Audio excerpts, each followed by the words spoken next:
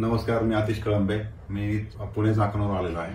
एव्हियन patient आहे. माझं एव्हियन जी grade आहे तिथे ग्रेड 2 या पोझिशनला होती. 2022 मध्ये जुलै 2022 मध्ये मी माझ्या सरांना भेटलो. ते म्हणले इथं 100% तुमची रिकव्हरी होईल.